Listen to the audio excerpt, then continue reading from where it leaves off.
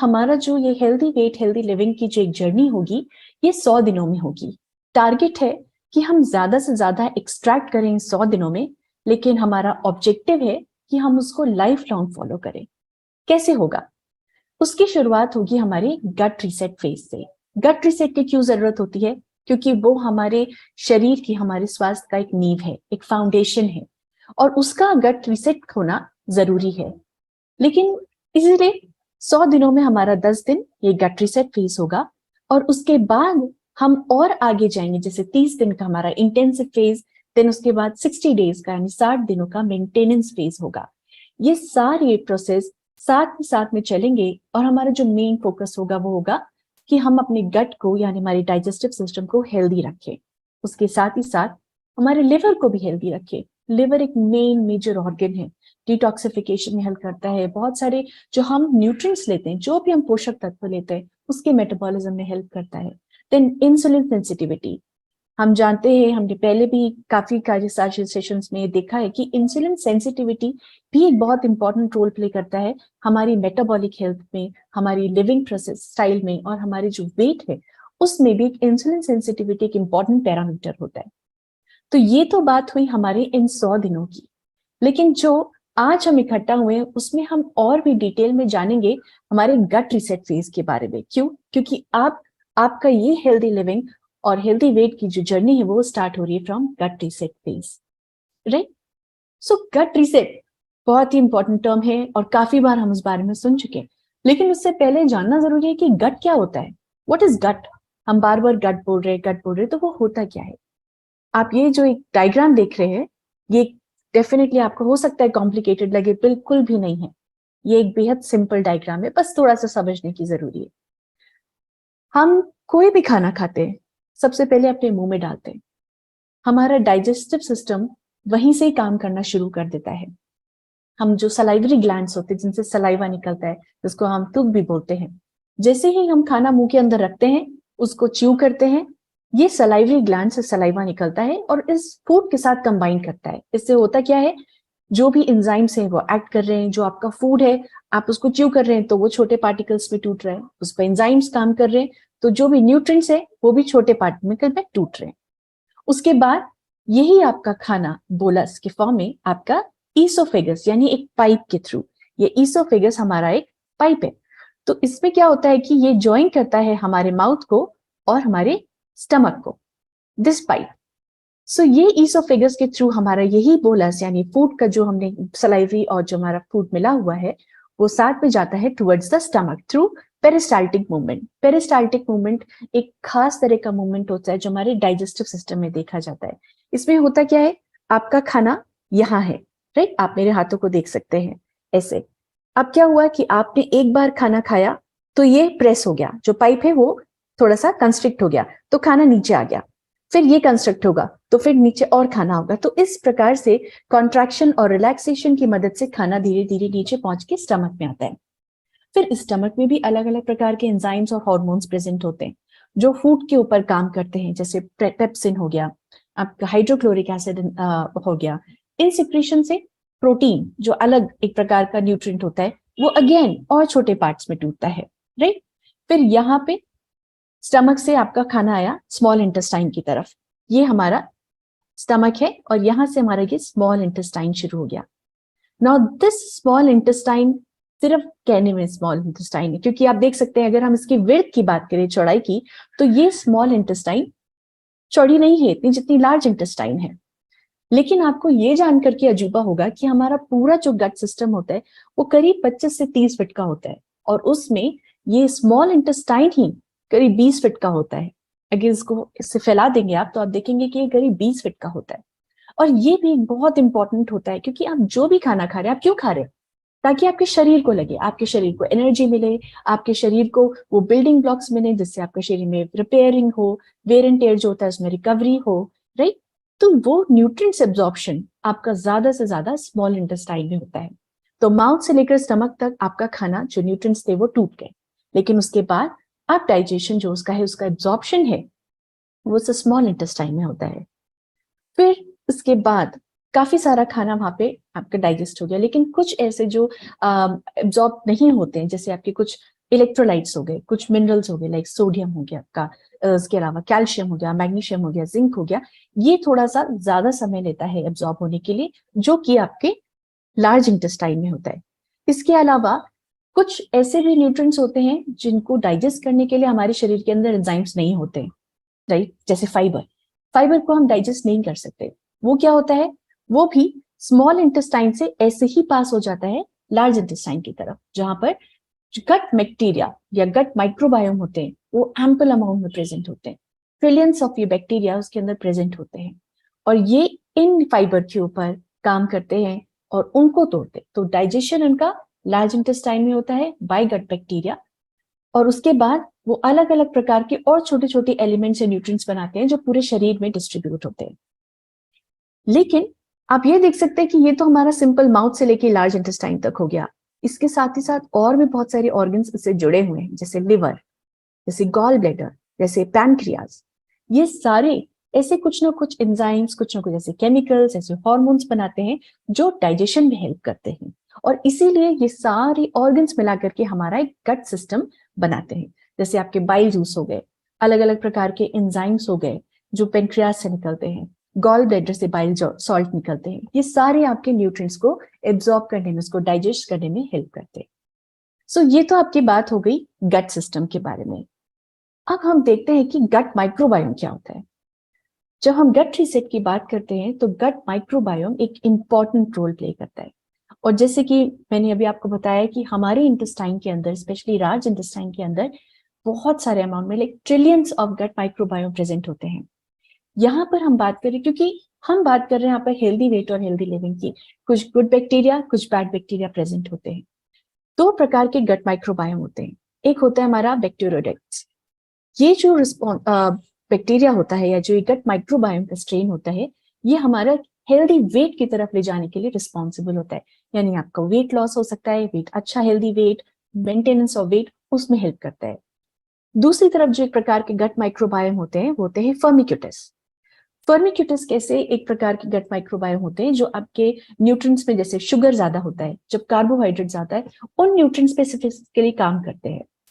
और जब हम अपने खाने में ज्यादा से ज्यादा, जब रिफाइंड शुगर ज्यादा होगा, सिंपल कार्बोहाइड्रेट ज्यादा होंगे, तो वो उनको ही डाइजेस्ट करेगा, उन्हीं के ऊपर एक्ट करेगा और उनका नंबर बढ़ेगा ना। उनको हम बैड बैक्टीरिया या एक ऐसा बैक्टीरिया बोल रहे हैं जो कि वेट गेन में रिस्पॉन्सिबल होते हैं, जिनको जैसे ओबिसो डायबिटिक गट उसमें प्रेजेंट होते हैं। अब होता क्या है कि हम जब गट रीसेट की बात करेंगे, गट रीसेट की, हमारा मेन फंक्शन जो होगा वो होगा इस हेल्दी गट को इंक्रीज करना, हेल्दी माइक्रोबायोम को बढ़ाना। और इस ओबिस और डायबिटिक गट की जो एक सिचुएशन होती है, जहां पर ऐसा गट जो आपके ओबेसिटी, आपके डायबिटिक जो मेटाबॉलिक कॉम्प्लिकेशंस होती है, वेट गेन होता है, उन सिचुएशंस को नीचे लेके आना, उनको कंट्रोल करना। तो यही पर ही ये एक डिफरेंस आपके लिए जानना जरूरी है, क्योंकि आप जब भी जिस प्रकार का भी खाना खाएंगे, आप देखेंगे कि आपको क्या क्या रिकमेंडेशन है, आपको क्या खाना है, क्या अवॉइड करना है, वो क्यों जानना जरूरी है। और वही क्यों आपको इस स्लाइड में दिखेगा, क्योंकि आपको जो गुड बैक्टीरिया है, जो हेल्दी गट को इंप्रूव कर रहा है, उसको इंकरेज कर रहा है, उसकी ग्रोथ पे ज्यादा ध्यान देना है। और फर्मिक्यूटिस जो कि आपका वेट गेन में रिस्पॉन्सिबल है, उसको कम करना है, राइट? नाउ तो कैसे कॉम्प्रोमाइज होता है? अब हमने बात कर ली कि आपके गुड बैक्टीरिया है, आपके बैड बैक्टीरिया है, राइट? आपके टेरोटाइट्स हैं एक तरफ, दूसरी तरफ फर्मिक्यूटिस है। तो कैसे कॉम्प्रोमाइज होता है? हम अपनी रोजमर्रा के जीवन में जिस प्रकार का भी खाना खाते हैं, और ना सिर्फ खाना खाते, जिस प्रकार की सेडेंट्री लाइफस्टाइल जीते हैं, जिस प्रकार से हमारा पुअर स्लीप और लाइफस्टाइल होता है, जैसे अल्कोहल। अल्कोहल भी ये देखा गया है, स्टडीज में देखा गया है कि जब ज्यादा कंजम्पशन होता है अल्कोहल का, तो वो इसी गट बैक्टीरिया का जो बैलेंस है उसमें इनबैलेंस क्रिएट करता है, उसको डिस्बायोसिस बोलते हैं, राइट? वो इन्फ्लेमेशन भी कॉज कर सकता है। उसी प्रकार से रिफाइंड शुगर्स, जितना आप रिफाइंड शुगर लेंगे उतना ही उसको जो पचाने वाले हैं, उस पर काम करने वाले फर्मिक्यूटिस बैक्टीरिया हैं, उनका प्रपोर्शन बढ़ेगा। उनका प्रपोर्शन बढ़ेगा तो वेट गेन की टेंडेंसी बढ़ेगी। उसी प्रकार से कैफीन इंफ्लेमेटरी एक्शन दे सकता है। Oils and saturated fats, processed foods, ये भी ऐसे हैं जिनके अंदर आपके सैचुरेटेड फैट ज्यादा है, ट्रांस फैट्स ज्यादा है, इनमें अलग अलग प्रकार के केमिकल्स यूज होते हैं, आर्टिफिशियल प्रिजर्वेटिव्स यूज होते हैं, राइट? डेयरी, डेयरी भी आप ले सकते हैं, रोजमर्रा के जीवन में हम लेते हैं एंड इट इज गुड, लेकिन डेयरी में ऐसे प्रोटीन होते हैं जैसे केसीन जो हमारे गट के लिए कभी कभार हैवी साबित हो सकते हैं। कई लोगों को आप देखते होंगे जब वो मिल्क लेते हैं, राइट, या फिर काफी फैट वाला अगर कर्ड लेते हैं तो उनको ब्लोटिंग का इश्यू होता है, उनको गैस फॉर्मेशन हो सकता है। क्यों? क्योंकि ये प्रोटीन हैवी होता है डाइजेस्ट करने में और गट बैक्टीरिया पे इंफ्लुएंस कर सकता है। उसी प्रकार से नॉन वेज, उसी प्रकार से पुअर स्लीप एंड लाइफस्टाइल, ये सारे फैक्टर्स अगर आप एक चेक नहीं रखेंगे, अगर आप उसको हेल्दीली वे में नहीं आगे लेके जाएंगे, वो आपके शरीर के अंदर स्पेशली आपके गट बैक्टीरिया को इन्फ्लुएंस कर सकते हैं because of inflammation, because of जो अनहेल्दी जो उनके न्यूट्रिएंट कंपोनेंट्स होते हैं उनके थ्रू। ये सारे कारण हैं जिनसे आपका गट पे असर पड़ सकता है। तो उससे होता क्या है, जब आपने इस प्रकार का हमारा एक जीवन एक जीवचर्या हो गई जिसपे हम अपने लाइफस्टाइल पे ध्यान नहीं दे रहे, अपने खाने पे ध्यान नहीं दे रहे हैं, तो उससे अनहेल्दी गट का सिचुएशन क्रिएट हो सकता है। जब हम बोल रहे अनहेल्दी गट, मतलब जो गुड बैक्टीरिया है उनका प्रोपोर्शन कम हो गया है as compare to your bad bacteria. So आप देख सकते हैं इसमें जहां हमारे बैड बैक्टीरिया है वो करीब 85%, 85%, जहां आपके गुड बैक्टीरिया अराउंड 15% प्रेजेंट है, 15%, राइट। तो ये एक डिसबैलेंस हो गया, बैड बैक्टीरिया ज्यादा, गुड बैक्टीरिया कम। और इससे होता क्या है, अनहेल्दी गट जब हम बात कर रहे हैं, सो ये सिर्फ गट तक सीमित नहीं रहता है। गट या जो हमारा जो एक डाइजेस्टिव सिस्टम है, हमारे जो ऑर्गन्स है जो इस डाइजेस्टिव सिस्टम में इन्वॉल्व होते हैं, वो एक फाउंडेशन ऑफ हेल्थ है, राइट। हमारे शरीर के हेल्थ की एक बहुत ही इंपॉर्टेंट नींव रखते हैं, क्योंकि आप जो भी खा रहे हैं हमारे शरीर में लगने के लिए उसका डाइजेशन, उसका एब्जॉर्प्शन होना जरूरी है, जो गट के थ्रू होता है, राइट। अगर आपका अनहेल्दी गट हुआ तो उसका फौरन आपको इन्फ्लुएंस दिखेगा आपके वेट पे, क्योंकि वो आपके डाइजेशन को इन्फ्लुएंस करेगा, मेटाबॉलिज्म को, एनर्जी लेवल को, क्योंकक आपका एनर्जी किस फूड को पचाने में ज्यादा जा रहा है, आपका एनर्जी किस प्रकार के फूड से आपको मिल रहा है, वो शुगर से मिल रहा है या आपको अच्छे कॉम्प्लेक्स कार्ब से मिल रहा है या सिंपल कार्ब से मिल रहा है, वो सब डिटरमाइन करेगा, राइट। उस प्रकार से क्रेविंग भी, उसी प्रकार से जॉइंट, हार्ट, ब्रेन एक बहुत ही इंपॉर्टेंट एस्पेक्ट है जिसको हम आगे पढ़ेंगे, जो हमारे आगे आने वाले सेशंस होंगे। गट ब्रेन एक्सेस, हमारा गट हमारे ब्रेन से डायरेक्टली जुड़ा हुआ है। इनफैक्ट गट को हम सेकंड ब्रेन बोलते हैं। तो अगर आपके गट में अनहेल्दी इम्बैलेंस है गट बैक्टीरिया का, तो आपके मूड को अफेक्ट डालेगा, आपके स्ट्रेस को अफेक्ट डालेगा, आपके स्लीप को अफेक्ट डालेगा। उसके साथ ही साथ आपका हार्ट, आपका जॉइंट, उस पर असर भी डाल सकता है। स्किन, कई बार हम लोग बोलते हैं जैसे कि कॉमन लैंग्वेज में, अगर पेट खराब होता है देखते हैं हमारे स्किन पे एक्नीज आते हैं, पिगमेंटेशन होता है, डल पेल स्किन होती है, डायरेक्ट इफेक्ट है। इम्यूनिटी, अगर अनहेल्दी गट होगा तो उतने ही चांसेस है आपके वीक इम्यूनिटी होने के। करीब 70 से 80% जो इम्यून सेल्स होते हैं वो हमारे स्मॉल इंटेस्टाइन में ही प्रेजेंट होते हैं, हमारे गट में प्रेजेंट होते हैं। अगर अनहेल्दी गट हुआ सो डेफिनेटली आपको वीक इम्यूनिटी हो सकती है। तो कैसे आप पहचानेंगे कि एक अनहेल्दी गट वर्सेस हेल्दी गट कैसा लगता है, कैसा दिखता है, वो कैसा होता है? अनहेल्दी गट में फूड सेंसिटिविटीज ज्यादा हो जाती हैं। हम कुछ भी खा सकते हैं, जैसे हमने कई लोग होते हैं जो अगर चना दाल ले लिया या उन्होंने कोई होल दाल ले ली तो उनको फॉरन ब्लोटिंग होता है, राइट। या वो मिल्क लेते हैं उनको फॉरन ब्लोटिंग होता है। लेकिन अगर हेल्दी गट होगा तो वो टॉलरेट कर पाएगा मोस्ट फूड्स को ज्यादातर। क्यों? क्योंकि उनके में अनहेल्दी बैक्टीरियाज का प्रोपोर्शन कम है, गुड बैक्टीरिया ज्यादा है। आपके जो डाइजेस्टिव एंजाइम से, हार्मोन से वो हेल्दी वे में रिलीज हो रहे हैं। इसलिए जो मेम्ब्रेन्स है हमारे, जो गट की जो मेम्ब्रेन्स होती हैं, वॉल होती हैं, वो इंटैक्ट है, वो हेल्दी है, इसलिए वो टॉलरेट कर सकती है मोस्ट ऑफ द फूड्स। दूसरा, ब्लोट आफ्टर एवरी मील, ये बहुत कॉमन होता है अनहेल्दी गट में। Bloating, gas formation, acid reflux, acidity, ये ज्यादा हो सकता है अगर आपका अनहेल्दी गट हुआ। लिमिटेड और नो ब्लोटिंग, ये एक साइन है आपका हेल्दी गट होने का। Inconsistent stools, excess gas formation, ये भी बहुत कॉमन है। काफी लोगों को इश्यू होता है कॉन्स्टिपेशन का, या उनको इनकंसिस्टेंट स्टूल्स होते हैं, या एक ही दिन में काफी फ्रीक्वेंसी होती है स्टूल पैसेज की, ये भी एक सिग्नल हो सकता है ऑफ अनहेल्दी गट। जबकि हेल्दी गट में कंसिस्टेंट सॉलिड स्टूल्स बनते हैं और लिटिल गैस फॉर्मेशन होता है। फील बेटर नॉट ईटिंग, इसमें आपको एक टेंडेंसी होती है कि जब हमें इतना इश्यू हो रहा है गट से लेकर के, हमें डाइजेस्टिव सिस्टम अच्छे से नहीं हो रहा है, गैस फॉर्मेशन, ब्लोटिंग ज्यादा हो रहा है, तो यहाँ पर हमारी टेंडेंसी होती है कि हम नहीं खाएं तो अच्छा है, ताकि हमारा बॉडी उस सफरिंग्स को ना पास करे। उतना जो गट में इशू होता है, जो हमको इतनी एक डिस्कम्फर्ट होता है, वो ना हो। लेकिन हेल्दी गट में यू फील ऑपोजिट, आपको खाने खाने का मन करता है and you feel more energetic after खाना खाने के बाद। जब आप खाना खाते हैं, आपका गट अच्छा है, आप न्यूट्रिएंट्स को अच्छे से डाइजेस्ट कर पा रहे हैं, एब्जॉर्ब कर पा रहे हैं, यू फील मोर एनर्जेटिक। उसके बाद स्किन इम्बैलेंस, जैसे हमने देखा एक्जिमा, एलर्जी, स्किन एलर्जी हो सकती है, रेडनेस हो सकता है, पिगमेंटेशन, एक्ने फॉर्मेशन अगर अनहेल्दी गट हुआ। वेराज अगर गट अच्छा हुआ तो स्किन भी ग्लोइंग होती है, आपको पिगमेंटेशन का इश्यू नहीं होगा, एक्ने का इश्यू नहीं होगा, क्लियर स्किन दिखती है। देन स्लीप डिस्टर्बेंसेस, स्लीप का भी एक बहुत इंपॉर्टेंट रोल है, गट और स्लीप का भी बहुत इंपॉर्टेंट है। पहली बात, गट ब्रेन एक्सेस, और जिस प्रकार से हमारी दिनचर्या होती है उसी प्रकार से हमारा गट भी एक्ट करता है, जो हम अभी आगे देखेंगे कैसे। तो हमको इसलिए ध्यान रखना होता है कि हम जब सूर्य उदय होता है तब से खाना शुरू करें, सूर्यास्त के बाद खाना खाना अवॉइड करें, क्योंकि हमारा गट बैक्टीरिया उसी अकॉर्डिंग एक्ट करता है। हमारे गट के जो मूवमेंट होते हैं वो भी हमारे सूर्योदय और सूर्यास्त यानी सर्काडियन रिदम जिसको बोलते हैं उसके अकॉर्डिंग एक्ट करते हैं, तो उससे भी आपकी स्लीप पे इंफ्लुएंस पड़ सकता है।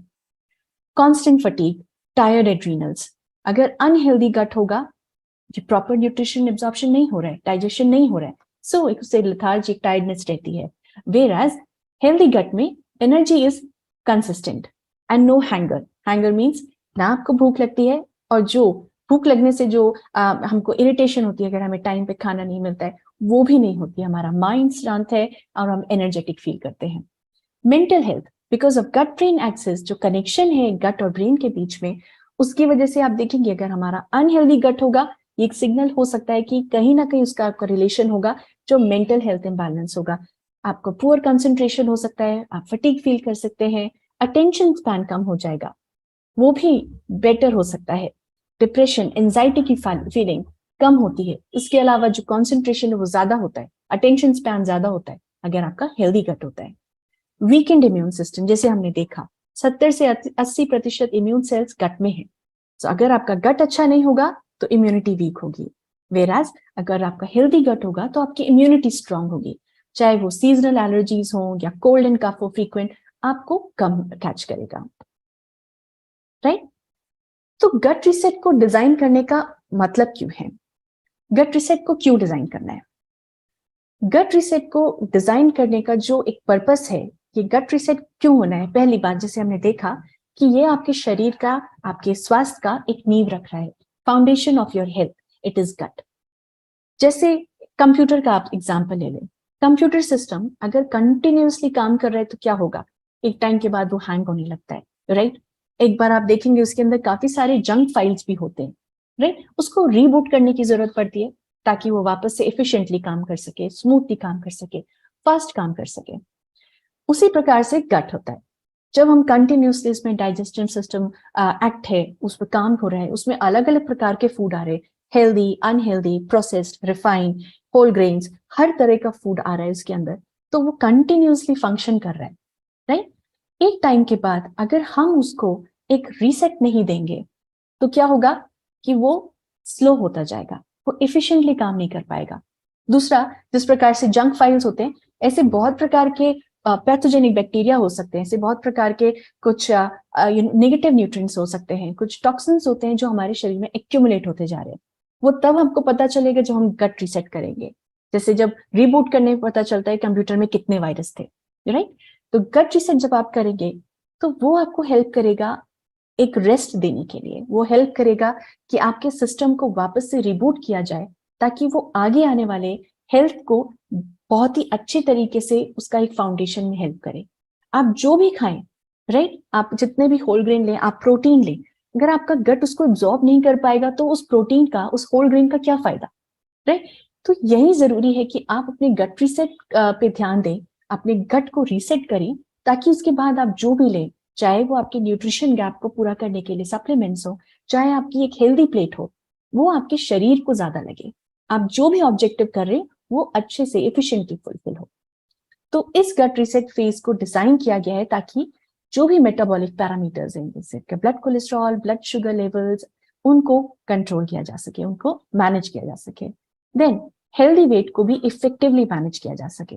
उसके अलावा डेफिनेटली आपके डाइजेस्टिव सिस्टम को एक नॉर्मल फंक्शनिंग की तरफ लेके आना है। तो अगर वो भी कॉम्प्रोमाइज्ड स्टेट में चल रहा है लेकिन हमें वहां से शिफ्ट होना है, उसको वहां से शिफ्ट करके हमको उसकी नॉर्मल फंक्शनिंग में लेके आना है। Then boost your mood to be more positive. Direct connection, आप गट को रिसेट करेंगे, आपके जितने भी उसके एसोसिएटेड नर्व्स हैं, वायर्स हैं, वो अफेक्ट होंगे, वो भी रिसेट होंगे। Then support your immune system. Then improve the quality of your sleep, उसको भी इंप्रूव करने के लिए। और एक और चीज, बिल्ड हेल्दी लाइफस्टाइल हैबिट्स, वो सबसे जरूरी है। क्योंकि ये 100 दिन का प्रोग्राम हो या आपका 10 दिन का गट रीसेट फेज हो, आप देखेंगे कि हर दिन जो भी आपको खाने को बोला जाएगा या एक्सरसाइज करने के, लेकिन उसके साथ ही साथ एक इंपॉर्टेंट चीज होगी आपके बिहेवियर में चेंज लाना। क्योंकि आपको साइंस पता है कि हम जो भी कर रहे हैं वो क्यों कर रहे हैं, वो आपकी हैबिट में फॉर्मेशन होगा जो आपके ओवरऑल हेल्दी लाइफस्टाइल को बिल्ड करने में हेल्प करेगा। तो अब आपके मन में एक सवाल आएगा कि हम सिर्फ 10 दिन की ही बात क्यों कर रहे हैं, राइट? बहुत सारे प्रोग्राम्स है, कहीं 2 वीक्स होता है, कहीं 15 डेज होता है, कहीं 2 डेज, 5 डेज, अलग अलग होता है। यहाँ पे हमने 10 दिन की ही बात क्यों करी है? तो उसके पीछे एक रीजन है, एक रिकमेंडेशन है जो कि दिया गया है bye international foundation for gastrointestinal disorder. वो कहता है कि आप कोई भी अगर आप फूड लें, उसको कंप्लीटली आपके शरीर से एक्सपेल्ड होने के लिए कम से कम 5 दिन लगता है। 5 दिन या उससे ज्यादा का समय लग सकता है, कम से कम 5 दिन उस फूड को अपने शरीर से निकालने के लिए, राइट? करीब 1 हफ्ते का समय लगता है जो भी आप खाना खा रहे हैं उसको इम्प्लीमेंट, आप देखेंगे जो आप यहाँ पे खाएंगे, जो भी आपने अभी तक खाया उसको शरीर से निकलने के लिए, और जो अब आप खाएंगे, जो भी आपके न्यूट्रिशन एक्सपर्ट आपको रिकमेंड करेंगे, उसको शरीर में इंप्लीमेंट करने के लिए, चाहे वो डिटॉक्सिफिकेशन के लिए हो, चाहे आपके गट माइक्रोबायोम को फीड करने के लिए हो, चाहे आपके गट रिसेट को वापस से रिबूट करने के लिए हो, उसको असर दिखाने के लिए भी कम से कम वीक टाइम लगता है। तो इसी वजह से हमने ये सोचा कि 1 हफ्ते का समय लगता है, 5 दिन लगता है, सो इस गट रिसेट फेज को अगर हम एक 7 to 10 डेज का टाइम देंगे, सो वो सारे जो साइंटिफिक रिकमेंडेशंस है बाय ऑर्गेनाइजेशन, वो ज्यादा अच्छे से इंप्लीमेंट हो पाएगा और आप ज्यादा अच्छी तरीके से अपने गट को रेस्ट दे पाएंगे, उसको आप ज्यादा अच्छी तरीके से रिजुविनेट कर पाएंगे। तो आपको इसमें क्या करना है, आपको इस गट रीसेट फेज के दौरान आपको सिर्फ 4 आवर्स का ध्यान रखना है, 4 आवर का, 4 आवर, जिसमें पहले 2 आवर है आपके रिमूव एंड रिप्लेस, यानी आपको कुछ हटाना है और उसको रिप्लेस करना है किसी और से। क्या रिमूव करना है? जैसे आपके रिफाइंड कार्बोहाइड्रेट्स हो गए, रिफाइंड कार्बोहाइड्रेट्स जिसमें अमाउंट बहुत ही अच्छे अमाउंट में शुगर है या सिंपल स्टार्च प्रेजेंट है, राइट? आपके बेक्ड गुड्स हो गए, आपके कुकीज, केक्स, पेस्ट्रीज, आपकी सिंपल शक्कर, चीनी में जो आप लेते हैं वो, उन सबको आपको अभी हटाना है, या जो सिंपल कार्ब्स होते हैं उनको हटा करके, और सैचुरेटेड फैट्स मतलब वो फैट्स जो कि सॉलिड होते हैं रूम टेम्परेचर पे, बेसिकली वो प्रोडक्ट्स इनके अंदर सैचुरेटेड फैट्स बहुत अच्छी मात्रा में यूज होते हैं।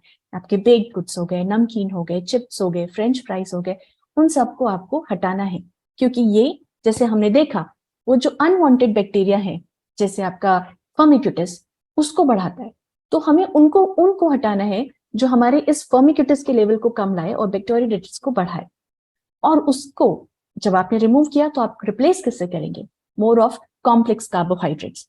कॉम्प्लेक्स कार्बोहाइड्रेट जैसे आपके फ्रूट्स में, वेजिटेबल में प्रेजेंट है, जो आपका होल ग्रेन होता है, मोटा अनाज होता है, आपके मिलेट्स हो गए, आपके राइस हो गया जो ब्राउन राइस होता है, रेड राइस होता है, आपके ओट्स हो गए, अलग अलग प्रकार की जो आपके, जो भी मौसम के अकॉर्डिंग, आपके रीजन के अकॉर्डिंग जो भी अवेलेबल मिलेट्स है उसको इस्तेमाल करके, क्योंकि वो आपके जो गट माइक्रोबायोम होता है उसको फीड करेगा। ये हमारा गट फ्रेंडली फूड होता है। अब बात करते हैं दूसरे 2 आर की, वो है रीबैलेंस एंड रीसेट। अब रीबैलेंस करना है जो हमारा गट माइक्रोबायोम है। So there might be instances, ऐसे कुछ कारण हो सकते हैं, ऐसे कुछ आप में से कुछ लोग कुछ सिम्टम्स वो फॉलो कर रहे होंगे या उनको आप एक्सपीरियंस कर रहे होंगे, जो भी हमने देखा, ब्लोटिंग हो सकता है, मूड फ्लक्चुएशन हो सकते हैं, स्लीप क्वालिटी अच्छा नहीं हो सकता, एनीथिंग। हमें उसके लिए जरूरी है कि जो हमारा फाउंडेशन है, जो हमारा बेस है ऑफ गट माइक्रोबायोम, उसको रीबैलेंस करना है। कैसे? More of fibre rich foods और प्रोबायोटिक्स के थ्रू, राइट? क्योंकि वो क्या करेगा, आपकी डाइजेशन, आपके मेटाबॉलिज्म में हेल्प करेगा, आपके इम्यून सिस्टम और अदर एस्पेक्ट्स को हेल्प करेगा। और चौथा आर रीसेट। आपका बॉडी, आपने रीबैलेंस कर दिया गट बैक्टीरिया को, अब आपके पूरे गट सिस्टम को, आपके पूरे डाइजेस्टिव सिस्टम को रीसेट करने की बारी है with high quality plant based protein और फंक्शनल फूड्स। तो यहाँ पे आपको ध्यान रखना है कि आप प्लांट बेस्ड फूड्स ज्यादा लें, मोर ऑफ फंक्शनल फूड्स लें, क्योंकि हमारे शरीर के अंदर बहुत सारे इन्फ्लेमेटरी रिएक्शंस होते रहते हैं, राइट। उनको खत्म करने के लिए, उन इन्फ्लेमेशन को हटाने के लिए, वो जो ऑक्सीडेटिव स्ट्रेस हो रहा है, उनके लिए एंटीऑक्सीडेंट्स की जरूरत है, अच्छे फाइबर की जरूरत है, जो फाइटोन्यूट्रिएंट्स जो आपको प्लांट बेस्ड फूड से मिलते हैं उनकी जरूरत है। तो वो आपके इस गट को रीबूट या रीसेट करने में हेल्प करेगा। तो अब हमने बात कर ली 4R की। ये 4R आपको फॉलो करना है, लेकिन आपका प्रोग्राम या आपका ये फेज जो है वो इन 4 पिलर के ऊपर डिपेंड करेगा। इनमें से कोई भी पिलर बहुत सुपीरियर या कोई कम सुपीरियर, कोई ज्यादा इंपॉर्टेंट कम इंपॉर्टेंट नहीं है। ये सारे चारों पिलर्स एक साथ काम करेंगे, तभी आपको एक होलिस्टिक सोल्यूशन मिलेगा गट रीसेट के लिए, राइट। क्योंकि जब हमारा गट बैलेंस बिगड़ा तो वो कोई एक रीजन से नहीं बिगड़ा, वो खाली डाइट से नहीं बिगड़ा, वो हो सकता है हमारा सेडेंटरी लाइफस्टाइल से बिगड़ा, मोर ऑफ डेस्कटॉप जॉब, या हो सकता है हमारी लाइफस्टाइल से, हम बहुत स्ट्रेस लेते हैं या इनएडिक्वेट स्लीप होता है, राइट, या न्यूट्रिशन गैप्स हैं जो फिल नहीं होते हैं। जब हर एक कारणों की वजह से हमारे गट पे इम्बैलेंस का इशू आता है, तो गट को रीसेट करने के लिए भी उन सारे पिलर्स को, उन सारे कारणों को एड्रेस करना जरूरी होगा। तो यहाँ पर सप्लीमेंटेशन, जो भी आपको राइट अमाउंट ऑफ जो राइट न्यूट्रिएंट हैं जो आपके गट के लिए हेल्पफुल होंगे, उन पर ध्यान रखा जाएगा। दूसरा, हेल्दी फूड एंड प्रैक्टिसेस। तो यहाँ पे आप देखेंगे कि किस प्रकार का आपको फूड खाना है, आपकी प्लेट कैसी दिखनी चाहिए, राइट। हेल्दी प्लेट का कंसेप्ट आप जानेंगे यहाँ पर, और किस प्रकार की प्रैक्टिसेस करनी चाहिए। क्या खा रहे हैं बहुत इंपॉर्टेंट है, लेकिन कैसे खा रहे हैं, कब खा रहे हैं, क्यों खा रहे हैं, वो जानना जरूरी है। तो उसके बारे में भी आप सीखेंगे। देन एक्सरसाइज, वो बहुत जरूरी है। व्यायाम किसी भी प्रकार का आपके शरीर के लिए जरूरी है, क्योंकि डायरेक्ट इफेक्ट होता है। साइंटिफिकली प्रूवन है कि एक्सरसाइज का डायरेक्ट इफेक्ट पड़ता है आपके गट बैक्टीरिया के ऊपर। तो आप उस बारे में भी जानेंगे यहाँ पर। उसके बाद लाइफस्टाइल, यानी आपका स्ट्रेस और स्लीप मैनेजमेंट कैसे किया जाए, क्योंकि अगर आप स्ट्रेस ले रहे हैं, आपके ब्रेन में ज्यादा स्ट्रेस लेवल है, तो क्या होगा, उसका असर आपका सीधे टमिक पर पड़ेगा, आपके गट पर पड़ेगा। काफी आप में से लोगों ने देखा भी होगा, जैसे ये पर्सनली मेरे साथ होता था, जब एग्जाम होता है या कोई भी एक नर्वसनेस होती है, तब वहां पे हमको ज्यादा मोशन फील होता है, राइट। या समटाइम्स स्ट्रेस ईटिंग होती है, जब बहुत टेंशन में है, हमें लगता है कि एक पैकेट चिप्स का खा ले, थोड़ा सा स्ट्रेस रिलीफ होगा, and then we can get back to work, right. तो गट और इमोशंस का, गट और स्ट्रेस का भी एक बहुत डायरेक्ट कनेक्शन है। इसलिए यहाँ पर आपको स्ट्रेस और स्लीप मैनेजमेंट के बारे में भी बताया जाएगा, जिसको आपको फॉलो करना होगा। तो ये चारों चीजें कॉम्प्लीमेंट्री होंगी ईच अदर की, और हमें इन चारों को, अपने इन पिलर्स को स्ट्रॉन्ग करना है फॉर गट स्ट्रेंथ। अब बात करते हैं हमारे उन 4 पिलर में से पहले पिलर की, जो कि है सप्लीमेंटेशन। तो during this gut reset phase, इस दौरान जो एक सबसे स्ट्रॉन्ग आपका एक कंपेनियन होगा, वो होगा आपका फाइबर। फाइबर क्यों जरूरी है? देखिए, जैसे हम बात कर रहे हैं कंटिन्यूसली रिमूव रिप्लेस की, हम बात कर रहे हैं हेल्दी प्लेट कंसेप्ट की, हम बात कर रहे हैं आपको क्या खाना है, कितना खाना है, ये आपके शरीर की बात हो गई। लेकिन आपके गट माइक्रोबायोम को भी खाने की जरूरत है, उसको भी फूड की जरूरत है। वो आप कैसे इंश्योर करेंगे कि आप उसको राइट काइंड ऑफ फूड दे रहे हैं? वहीं पे न्यूट्रलाइट फाइबर का एक रोल इंपॉर्टेंट आएगा, कोई प्रकार का फाइबर, क्योंकि उसमें सॉल्युबल फाइबर्स प्रेजेंट हैं, उसमें इन्यूलिन प्रेजेंट है, उसके अंदर पार्शियली हाइड्रोलाज्ड ग्वारगम प्रेजेंट है, उसके अंदर रेजिस्टेंट माल्टोडेक्स्ट्रिन प्रेजेंट है। ये सॉल्युबल फाइबर्स आपके जो गट बैक्टीरिया होते हैं उनके लिए एज अ फूड काम करता है, राइट। उनके लिए ये एक प्रीबायोटिक की तरह काम करता है। और इसके साथ ही साथ इसके और भी एडवांटेजेस है। जब आप खाना, आप पहली बात आपकी गट बैक्टीरिया के लिए, दूसरी बात जब आप फाइबर लेते हैं तो ये आपको एक सटाइटी प्रोवाइड करता है, यानी फीलिंग ऑफ फुलनेस देता है, राइट। आप इस समय पे नहीं चाहते हैं कि आप किसी भी प्रकार से ओवर ईटिंग करके अपने गट को स्ट्रेन दें, उसको किसी भी प्रकार का स्ट्रेन पहुंचाएं, राइट। तो उस ओवर ईटिंग की टेंडेंसी को, या ज्यादा खाने की, या बीच बीच में जो बिंज ईटिंग होती है, उस टेंडेंसी को खत्म करने के लिए, ताकि आपका गट जो भी आप उसको हेल्दी फूड दे रहे हैं उसको खाए, समय के साथ धीरे धीरे आराम से रिलैक्स वे में वो अपना काम करे, रीबूट होते होते, वहां पर फाइबर हेल्पफुल रोल करेगा, क्योंकि वो आपको सटाइटी प्रोवाइड करता है। और उसके साथ ही साथ एक और इसका इंपॉर्टेंट रोल होता है, आप अपने इस गट को उस समय पे एक दूसरे प्रकार का स्ट्रेटिंग देना चाहते हैं। जैसे ही आपने खाना खाया, क्या होता है, हमारे शरीर के अंदर गया, डाइजेशन शुरू हो गया, न्यूट्रिएंट्स का एब्जॉर्प्शन शुरू हो जाता है, राइट। यहाँ पे आप क्या चाहते हैं, क्योंकि अब आपको जब बिंज ईटिंग नहीं करनी है, यहाँ पर आपको ध्यान रखना है कि आप ओवर ईटिंग ना करें। थ्रू आउट द डे आपके गट को रिलैक्स वे में न्यूट्रिएंट्स एब्जॉर्प्शन हो। यहाँ पे फाइबर इंपॉर्टेंट रोल प्ले करता है, क्योंकि वो स्लोली रिलीज करता है न्यूट्रिएंट्स को, धीरे धीरे। तो यहाँ पे आपके गट को भी सपोर्ट मिला और आपके बॉडी को भी कांस्टेंट सप्लाई मिलता है न्यूट्रिएंट्स का। तो इसीलिए आपको यहाँ पे ध्यान रखना है कि आपका फाइबर इस गट रीसेट फेज के टाइम पर एक इंपॉर्टेंट रोल प्ले करेगा। इसके साथ ही साथ कुछ हेल्दी ईटिंग प्रैक्टिसेस भी ध्यान रखनी है। नो डाउट हम एक हेल्दी प्लेट की बात करेंगे, हम बात करेंगे अलग अलग इंपॉर्टेंट फूड ग्रुप्स की, न्यूट्रिएंट्स की, लेकिन कुछ प्रैक्टिसेस भी हमको ध्यान रखनी है। जैसे पहले आपको फाइबर रिच फूड्स खाना है, सो हम एक सप्लीमेंट भी ले रहे हैं, लेकिन उसके साथ साथ जो हमें फ्रूट्स और वेजिटेबल होल ग्रेन्स के फॉर्म में जो हमको फाइबर मिलता है, हमें उससे भरपूर खाना खाना है। क्यों? क्योंकि ये भी अलग अलग प्रकार के कॉम्प्लेक्स कार्बोहाइड्रेट से भरपूर होते हैं। दूसरी बात, इनके अंदर और भी बहुत तरह का के फाइटोन्यूट्रिएंट्स होते हैं। जैसे आप बात करें स्पाइसेस की, अगर आप बात करें हर्ब्स की, अगर आप बात करें फर्मेंटेड फूड्स की, इनके अंदर भी अलग अलग प्रकार के ऐसे न्यूट्रिएंट्स होते हैं जो हमारे शरीर को जरूरत होती है। जैसे फर्मेंटेड फूड आप लेते हैं, उसके अंदर काफी सारे न्यूट्रिएंट्स ऑलरेडी एक सिंपलर फॉर्म में प्रेजेंट होते हैं, तो आपके गट को इतना मेहनत नहीं करना पड़ेगा उसको डाइजेस्ट करने के लिए।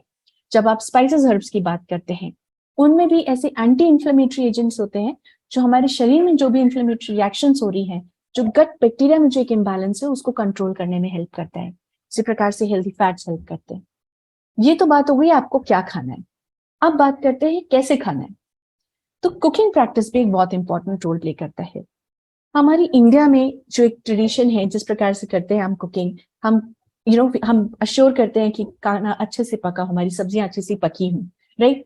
और उसको हम उतना अमाउंट तक कुक करते हैं। समटाइम्स हमको अच्छा अमाउंट में ऑयल भी यूज करना पड़ता है अगर हमारा यूटेंसिल अच्छा नहीं हुआ। तो यहाँ पे आपको ध्यान रखना है कि आपके जो कुकिंग मेथड है वो अच्छा हो, राइट, जहाँ पे आप कम से कम ऑयल में आप पकाएं। एक स्टडी में देखा गया था कि जब आप कुकिंग करते हैं, कुछ इंपॉर्टेंट न्यूट्रिएंट्स जैसे कैल्शियम, जैसे जिंक, जैसे आयरन, ये विटामिन सी, ये करीब 60 से 70% तो ऑलरेडी लॉस हो चुके होते हैं कुकिंग के दौरान।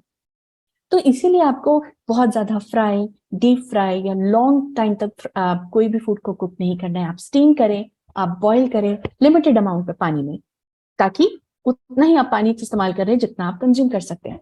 या बेकिंग, तो ये ऐसी टेक्निक्स है जो आपके कुकिंग का जो फूड है उसके न्यूट्रिएंट कंटेंट को प्रिजर्व करके रखे। इसके अलावा आप कुछ ऐसे स्पेशल यूटेंसिल्स का यूज कर सकते हैं, जैसे एमिक्वीन, जहां पर आपको कम से कम तेल में और अच्छे अमाउंट में आपका खाना प्रॉपरली कुक हो, कम से कम तेल के अंदर ही, और न्यूट्रिएंट्स प्रिजर्व रहें, राइट। वो प्लाइड है तो न्यूट्रिएंट लॉस नहीं होता है, आप तेल का कम यूज कर रहे हैं, सो आप स्टिल इंश्योर कर सकते हैं कि आप टेस्टी खाना खा रहे हैं विथ लेस ऑफ ऑयल। और इससे भी एक इंपॉर्टेंट पार्ट होता है सोकिंग एंड स्प्राउटिंग। तो हमने बात करी फर्मेंटेशन की, क्या फर्मेंटेशन या खमीरीकरण क्या कर रहा है, जो भी न्यूट्रिएंट्स है उनको तोड़ रहा है। सोकिंग और स्प्राउटिंग भी वही काम करता है, जो भी हमारे कॉम्प्लेक्स न्यूट्रिएंट्स है उनको तोड़ता है, तो हमारे गट को कम मेहनत करनी पड़ती है। और इसके साथ ही साथ कुछ ऐसे भी ऐसे एंटी न्यूट्रिएंट फैक्टर्स होते हैं कुछ, जैसे दालों के अंदर, जो हम जब शरीर में लेते हैं तो वो जो न्यूट्रिएंट्स होते हैं उनके एब्जॉर्प्शन को भी रोकता है। सोकिंग और स्प्राउटिंग उन एंटी न्यूट्रिएंट फैक्टर्स को भी हटाने में हेल्प करता है। सो अगेन, आपके गट को कम मेहनत करनी पड़ेगी और ज्यादा अच्छे से न्यूट्रिएंट्स एब्जॉर्प्शन हो पाएगा। इसके बाद हाइड्रेशन। हाइड्रेशन बहुत इंपॉर्टेंट रोल प्ले करता है, राइट, गट हेल्थ में। आपको अश्योर करना है कि आप थोड़ा थोड़ा पानी दिन भर में सिप करें। जरूरी नहीं है कि आप एक ही बार में आधा लीटर पानी पी करके पूरा दिन का आपने 1/4 जो आपका कोटा है पानी पीने का वो आप खत्म कर रहे हैं, वो नहीं करना है आपको। आप थोड़ा थोड़ा पानी पीजिए, क्योंकि क्या होगा, आपने पानी पिया, आप जितना फोर्स के साथ पानी पियेंगे तो बिना शरीर को लगे उतना ही फोर्स के साथ पास आउट होने की भी टेंडेंसी रखेगा। हमको क्या करना है कि हम थोड़ा थोड़ा पानी पीते रहें, ताकि हमारे हर एक सेल को, हमारे टिश्यू को, हमारे गट के जो बैरियर हैं, वॉल हैं, उनको भी प्रॉपर अमाउंट में न्यूट्रिएंट्स मिलते रहें, राइट। तो डिहाइड्रेशन का हमको बिल्कुल ध्यान रखना है कि डिहाइड्रेशन की स्थिति ना आए। डिहाइड्रेशन की वजह से भी डाइजेशन में इफेक्ट होता है, पानी कम पीने की वजह से कॉन्स्टिपेशन का भी इफेक्ट पड़ता है, अदर डाइजेस्टिव इश्यू होते हैं, राइट। वाटर की वजह से जो फ्लश वेस्ट होता है या जो टॉक्सिन्स होते हैं वो भी निकलने में हेल्पफुल होगा, राइट। आपके जो गट की जो लिनिंग है उसको भी इंटैक्ट और हेल्दी रखने में हेल्प करेगा, जिसकी वजह से जो न्यूट्रिएंट का एब्जॉर्प्शन है वो अच्छे से हो सकेगा। अब बात करते हैं फिजिकल एक्सरसाइज की, कि कैसे फिजिकल एक्सरसाइज हेल्प कर सकती है आपकी गट हेल्थ में। ये देखा गया है कि एक डायरेक्ट रिलेशन है बिटवीन योर गट बैक्टीरिया और diversity of good gut bacteria and exercise. आप जितना एक्सरसाइज करेंगे उतना ही गुड गट बैक्टीरिया आपके स्मॉल इंटेस्टाइन में प्रेजेंट होगा। उसके साथ ही साथ ये एंडोर्फिन्स निकालता है। एंडोर्फिन मतलब हैप्पी हॉर्मोन्स। सो जितना आप हैप्पी हॉर्मोन्स निकल सकता है, जितना आप एक्सरसाइज करेंगे उतने हैप्पी हॉर्मोन्स, ब्रेन में उतना अच्छा असर, गट पे उतना अच्छा असर।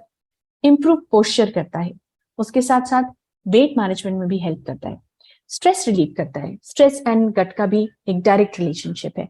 तो अगर आप एक्सरसाइज रेगुलर वे में करते हैं तो वो स्ट्रेस को भी रिलीव करता है और आपकी जो मेंटल परफॉर्मेंस होता है उसको भी इंप्रूव करता है। माइंडफुलनेस, माइंडफुलनेस का मतलब यहाँ पर हम कह रहे हैं कि आपका stress management and sleep optimisation. तो आपको माइंडफुल रहना है कि आप किस समय सो रहे हैं।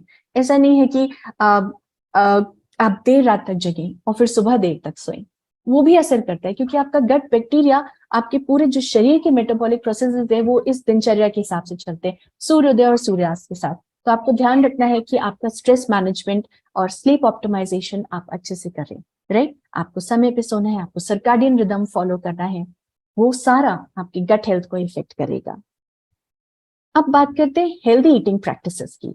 हेल्दी ईटिंग प्रैक्टिसेस ये कुछ बहुत ही ऐसी कॉमन प्रैक्टिसेस जिसे आप रोजमर्रा के जीवन में फॉलो कर सकते हैं, जैसे स्लोली खाना खाएं, राइट। क्योंकि जब आप स्लोली खाना खाते हैं तो आप माइंडफुल होते हैं कि आप कितना खा रहे हैं।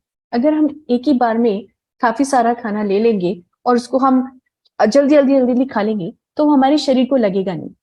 कई लोगों की एक आदत होती है, हम लोग की सबकी आदत होती है इनफैक्ट, जब हम खाना खाने बैठते हैं हम एक स्पून खाना खाते हैं और तब जब तक वो चबा रहे हैं हम तब तक दूसरा स्पून रेडी रखते हैं और फिर फौरन खा लेते हैं।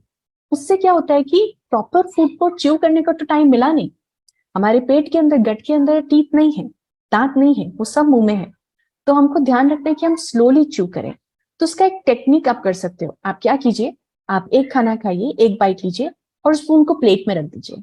अब आप वेट कीजिए, आप स्लोली स्लोली खाना चबाइए, आराम से उसके सेंसेस को फील कीजिए, उसके टेस्ट को फील कीजिए, टेक्सचर को फील कीजिए and then have another spoon. उसके अलावा डिस्ट्रैक्शंस को मिनिमाइज कीजिए, क्योंकि फिर भी हमारा खाने की तरफ नहीं जाएगा ध्यान, राइट। टीवी के सामने या फिर कभी कभार इंपॉर्टेंट मीटिंग्स चल रही होती हैं या हम लैपटॉप के सामने बैठे होते हैं तो हम खाना उसी के साथ खाते हैं। तो उन डिस्ट्रैक्शंस को भी हमको हटाना है। Then take small portion in plate. एक ही बार में चावल लेने की जगह आप अब एक बार में थोड़ा से लीजिए, क्योंकि क्या होता है कभी कभार हम ज्यादा लेते हैं प्लेट में और फिर हमें पूरा खाना पड़ता है। आप थोड़ा लीजिए, धीरे धीरे खाएंगे, आपको सेंस होगा कि शायद इतने खाने से ही मेरा पेट भर गया, मुझे दूसरे सर्विंग की जरूरत ही नहीं है। सो आप छोटे पोर्शन में लीजिए और उसी को ही हम कॉन्शियस ईटिंग बोलते हैं। आप क्या खा रहे हैं, किस प्रकार के फूड ग्रुप्स आपके प्लेट में प्रेजेंट हैं, तो वो एक इंपॉर्टेंट रोल प्ले करेगा। और कुछ रिकमेंडेशंस, जैसे मैं बात कर रही थी सर्काडियन रिदम के बारे में। सर्काडियन रिदम मतलब हमारा जो सनसेट और सनराइज के साथ ही साथ हमारा बॉडी का भी जो क्लॉक है वो चलता है, राइट। जब देखा गया है कि अगर हम बहुत लेट नाइट खाना खाते हैं उस टाइम पे गट बैक्टीरिया जो होते हैं वो इतने एक्टिव नहीं होते, इनफैक्ट जो बैड बैक्टीरिया होते हैं वो ज्यादा एक्टिव होते हैं। उसके साथ साथ देखा गया जो इंसुलिन सेंसिटिविटी होती है वो भी दिन के साथ साथ कम होती जाती है, इंसुलिन रेजिस्टेंस बढ़ता जाता है। तो इसीलिए आपको ध्यान रखना है कि आप अपने खाने और बेड टाइम के बीच में कम से कम 2 घंटे का गैप रखिए, राइट। आप वो टाइम आप अपने फ्रेंड्स के साथ बिता सकते हैं, अपनी फैमिली के साथ बिता सकते हैं, आप कोई हॉबी कर सकते हैं, आप एक छोटी सी वॉक के लिए जा सकते हैं, अप टू यू, बट एक गैप रखिए। And meditate before sleeping. Now meditation को ज्यादातर लोग स्पिरिचुअलिटी से रिलेट करते हैं कि एक रिलीजियस चीज है, लेकिन उससे ज्यादा ये भी एक प्रकार की एक मेंटल एक्सरसाइज है। जिस प्रकार से आपकी जॉगिंग एक हार्ट हेल्थ के लिए जरूरी है, मेडिटेशन आपकी स्लीप हेल्थ के लिए जरूरी है, आपकी मेंटल हेल्थ के लिए जरूरी है। तो उस टाइम पे आपको ध्यान रखना है कि कोई इलेक्ट्रॉनिक्स का आप इस्तेमाल ना करें। एटलीस्ट एन आवर बिफोर, 1 घंटे पहले आपको बंद कर देना है। आप वार्म शावर ले सकते हैं, कोई भी प्रकार का सेडेटिव या कोई जैसे हमारे अलग प्रकार के, कुछ लोगों को आदत होती है like they can go for caffeine, वो ड्रिंक्स, उन सबको भी अवॉइड करना है इस समय पे, राइट। इन सारे रिकमेंडेशंस को और जब प्रैक्टिसेस को आप फॉलो करेंगे तो उसका मेन ऑब्जेक्टिव क्या है, हमारे उसी गट बैक्टीरिया को जो बैलेंस है हेल्दी वर्सेस अनहेल्दी, उसके बैलेंस को ठीक करना, यानी बैड बैक्टीरिया को कम और गुड बैक्टीरिया की जो प्रपोर्शन है, परसेंटेज है, उसको ज्यादा बढ़ाना। इससे क्या होगा, लाइक वी डिस्कस्ड, आपकी जॉइंट हेल्थ, आपका वेट, आपकी skin, immunity, mood, stress, sleep, उस सब ट्रैक पर आएगा। और यही ऑब्जेक्टिव है इस गट रीसेट फेज का और आगे की इस जर्नी का, राइट।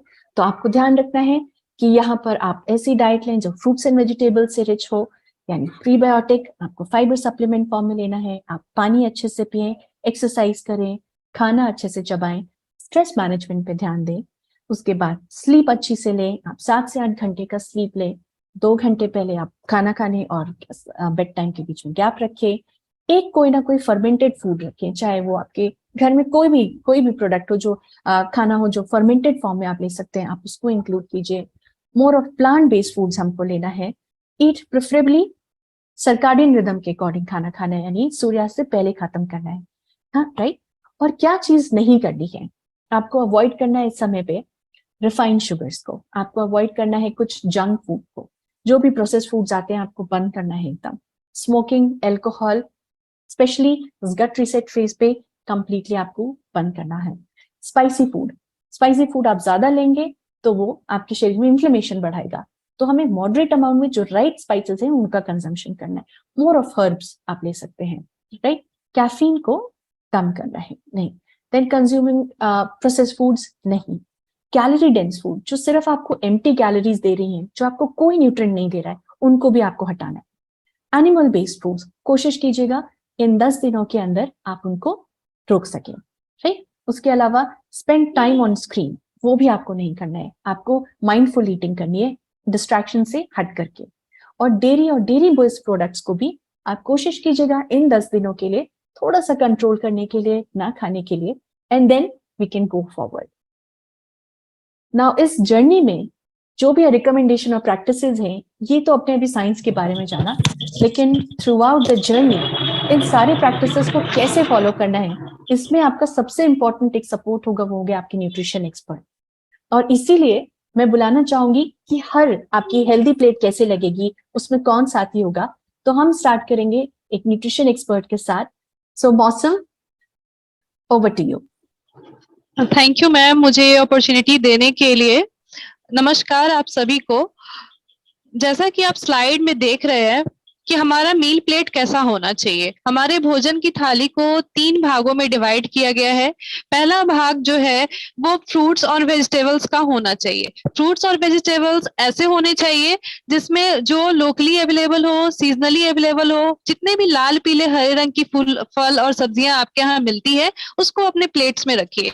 50% प्लेट फल और सब्जियों से भरा होना चाहिए। जैसे कि अगर हम लोग ईस्ट रीजन की बात करें तो फलों में देखते हैं आम, अमरूद, जामुन, अनानास, नाशपाती इत्यादि हमारे यहाँ काफी प्रचुर मात्रा में अभी पाए जाते हैं। अगर हरे साग सब्जियों की बात करें तो पालक की साग, लाल साग, परवल, भिंडी, लौकी, नेनुआ, पम्पकिन ये इत्यादि हमारे प्लेट में इंक्लूड कर सकते हैं। उसके बाद 25% प्लेट जो है हम लोगों का प्रोटीन के स्रोत से भरा हुआ होना चाहिए।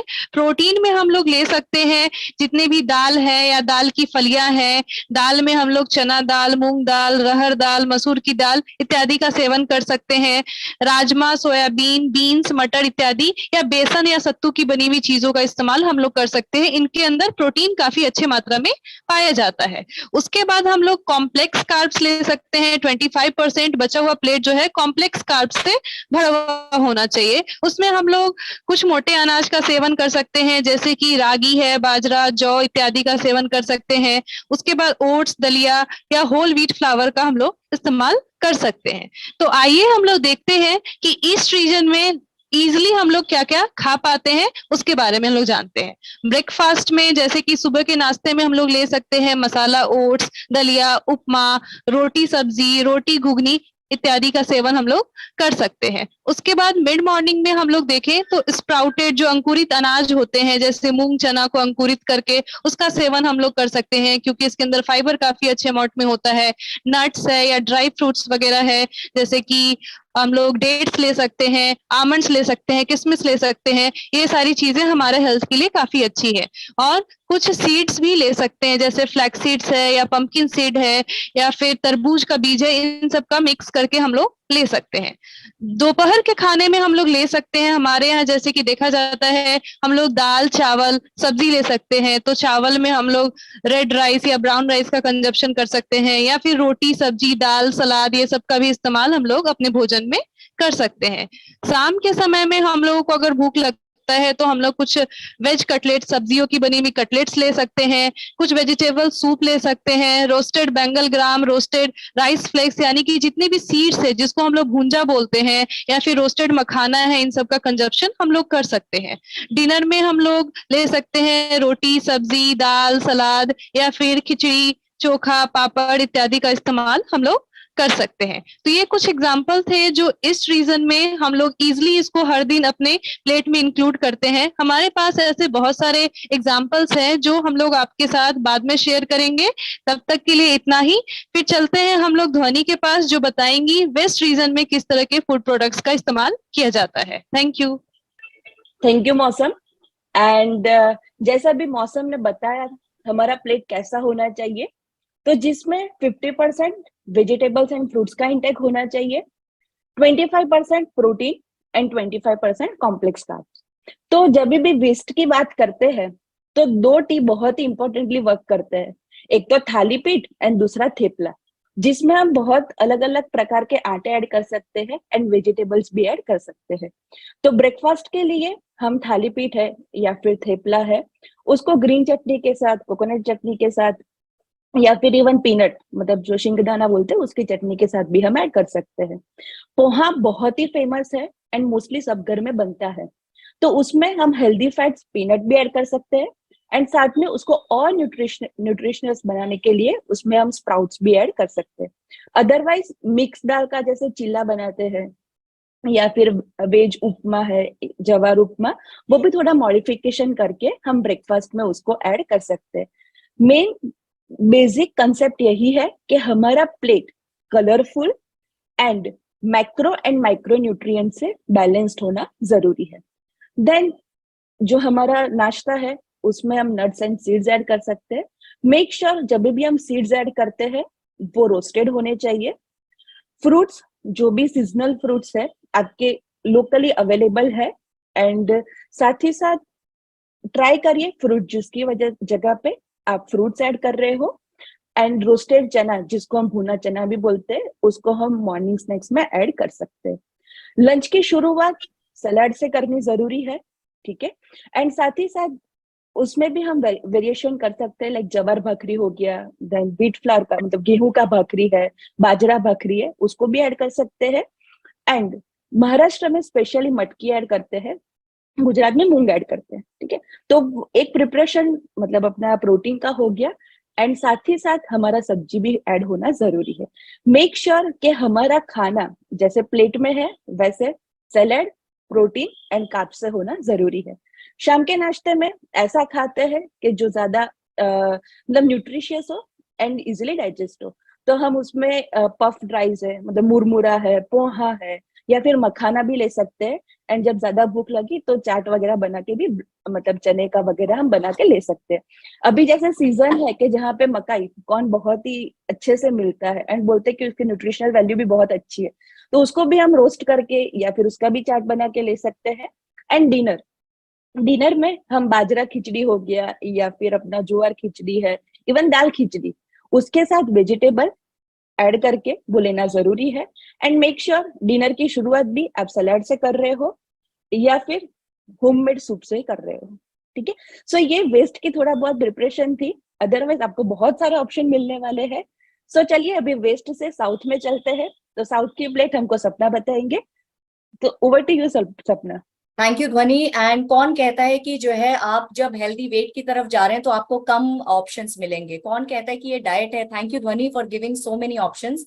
और जब हम साउथ की बात कर रहे हैं तो आप आई थिंक सब लोग एग्री करेंगे कि कहीं ना कहीं जो दक्षिण भारत का खाना है वो पूरे भारत का फेवरेट खाना है। जब भी आप कहीं जो है मतलब कुछ हल्का खाना चाहते हैं, कहीं बाहर भी हल्का कुछ खाना चाहते हैं, तो आपके दिमाग में एक चीज जरूर आती है कि चलो इडली सांभर खा लेते हैं। बिकॉज ये दक्षिण भारत में जितने भी जो है व्यंजन है या जितने भी फूड प्रिपरेशंस हैं वो ज्यादातर फर्मेंटेड फॉर्म में होती हैं। और ये गट रीसेट का बेस ही जो है जैसे डॉक्टर स्वाति ने बताया कि फर्मेंटेड फूड्स आपके गट हेल्थ के लिए बहुत जरूरी है।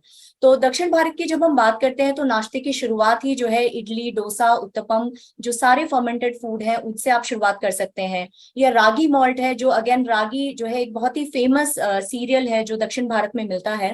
एंड इनफैक्ट उसको भी जो है स्प्राउट करके, अगेन स्प्राउट करने से जो है उसकी जो डाइजेस्टिबिलिटी और जिसकी जो न्यूट्रिएंट वैल्यू है वो अगेन इंक्रीज हो जाती है। तो रागी मॉल्ट इस्तेमाल कर सकते हैं।